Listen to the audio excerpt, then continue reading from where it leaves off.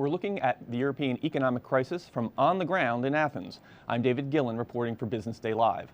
We've got a report from international correspondent Liz Alderman about the situation in Greece, and we'll be getting the view from the street from Athens. But first, we've been getting details about a sex discrimination lawsuit in Silicon Valley, and it highlights a broader trend, the lack of women in top jobs throughout the tech sector. Joining me now is technology reporter Nicole Proroth. Hi, David. Hi. This suit involved a partner at Kleiner Perkins, a big VC, blue chip VC firm, big early investor in Google and so forth.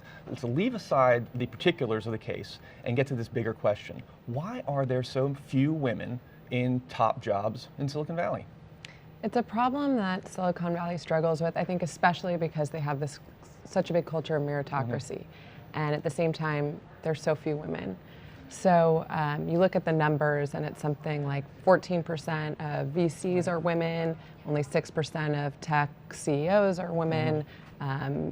Women on the board of technology companies, I think you get even fewer. Right. And there's a host of reasons for this, and I find some of them all a little unsatisfying. You know, some people suggest that even when they have tried to bring women in, none have applied. Right. There have been some big names. I mean, you've got Carly Fiorina, Sheryl Sandberg at Facebook.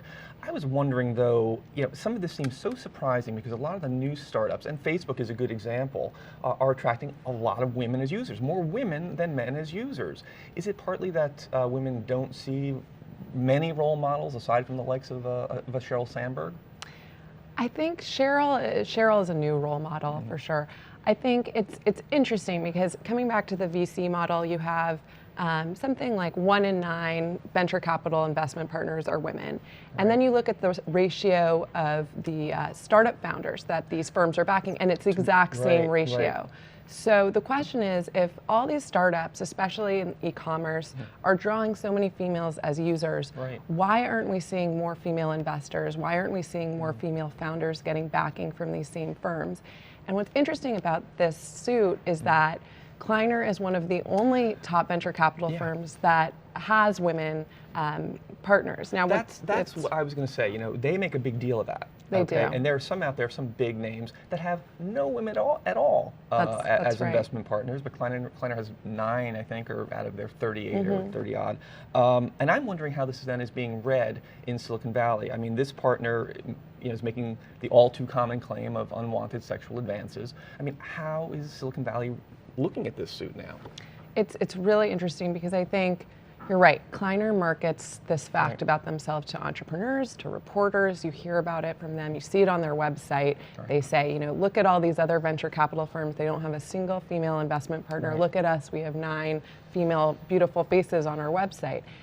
This suit is bringing up the fact that actually when you look at the share of profits, this partner has accused the firm of saying, you know, you aren't divvying this up in an equal fashion. I think a lot of women I spoke to yesterday around the Valley said their number one fear with this suit is it's going to have a chilling effect. Chilling effect at the male firms that say, see, we were right never to bring women into the firm, and a chilling effect on women who say, you know, this is an uncomfortable environment to work in, I'm not even going to apply, which gets back to what we were talking about earlier about how there are so few women applying for these jobs. Exactly. Well, we'll be keeping an eye on this one. Thanks, Nicole. Thanks, David. So we'll be turning now from Silicon Valley to Greece, where fears are increasing that the country might default on its government debt or even leave the Eurozone. The party that won an election earlier this month has signaled a willingness to abandon a bailout deal with the EU, and the leader of that party, Alexis Tsipras, has tried to assuage those concerns.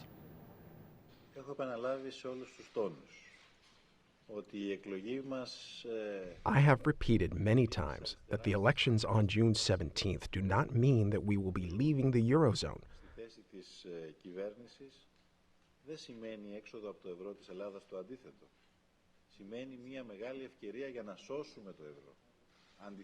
On the contrary, it means a great chance to save the euro.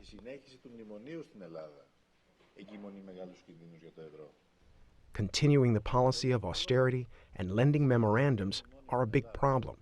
If the memorandum is being continued like this, Greece will need a third bailout package within a few months. But as Liz Alderman reports from Athens, investors and businesses remain skeptical.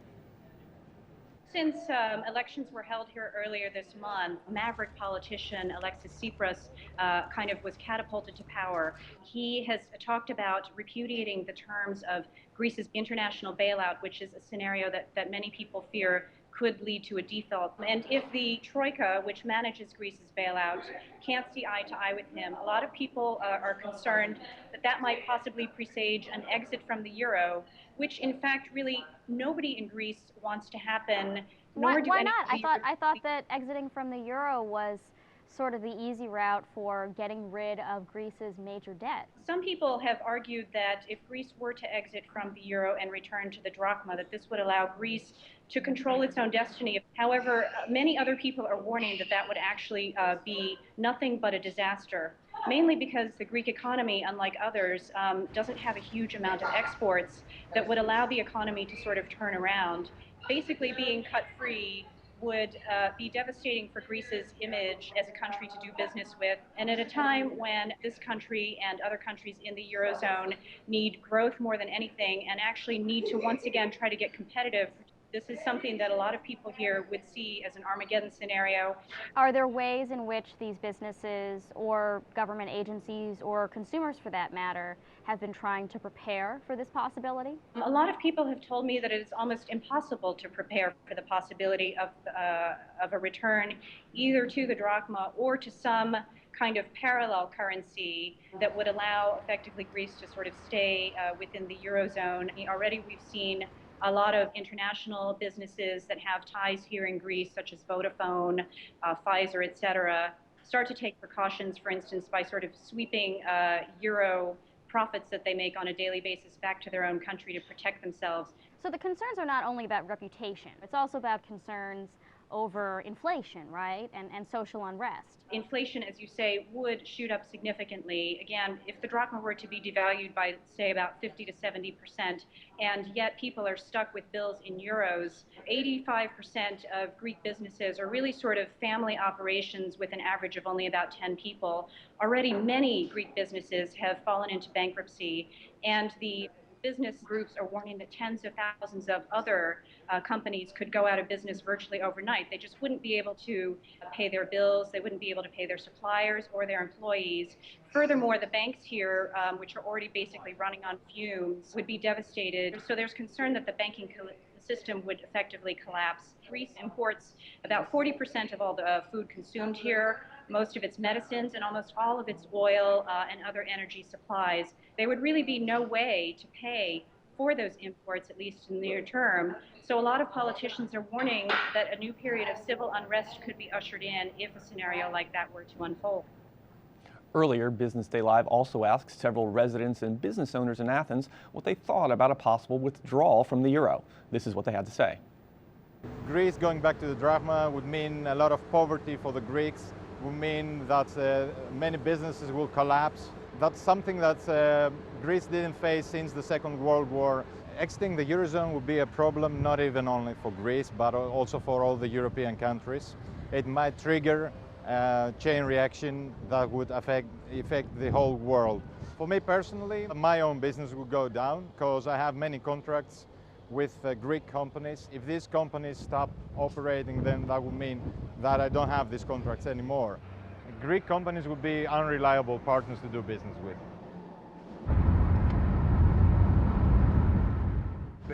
Έχει μειωθεί το βιωτικό επίπεδο σχεδόν όλων μας, οπότε κοιτάζουμε ίσως να είναι και καλό να βγούμε και από το ευρώ, ίσως, δεν ξέρω. Γιατί δεν βλέπω και μέλλον, όπως είμαστε τώρα δεν βλέπω και μέλλον. Αν συνεχίσουμε έτσι... Γιατί πιστεύω και ποτέ δεν ήταν η Ευρώπη δεν ήταν και ποτέ ενωμένη, δεν υπάρχει ας πούμε Ευρωπαϊκή Ένωση κατά εμένα. Απλώς συμφωνίες είναι αυτό, τίποτα άλλο. Δεν υπάρχει πραγματική ένωση.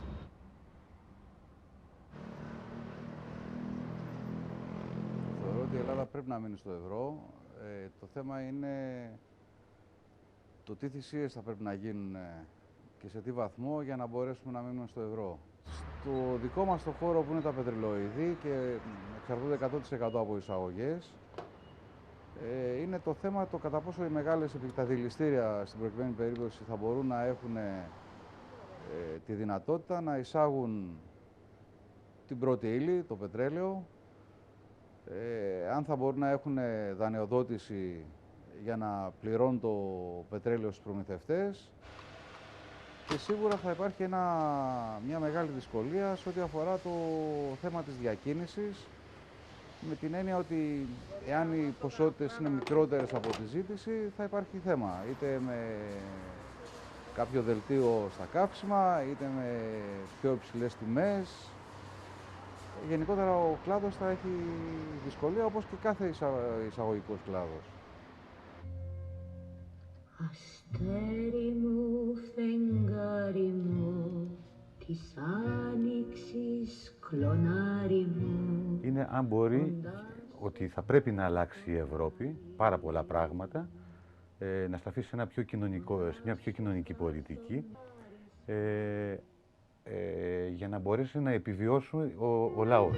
Συνεπώς, η άποψή μου είναι ότι θα πρέπει να μείνουμε στο ευρώ, αλλά όχι με τους όρους τους σημερινούς.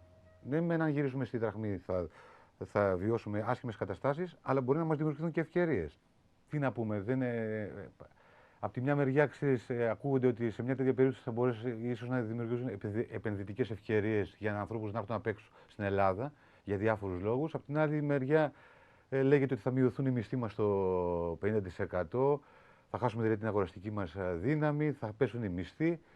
Δεν μπορείς να ξέρεις, δεν μπορείς να δώσεις μια σαφή απάντηση. Είναι πάρα πολύ δύσκολο.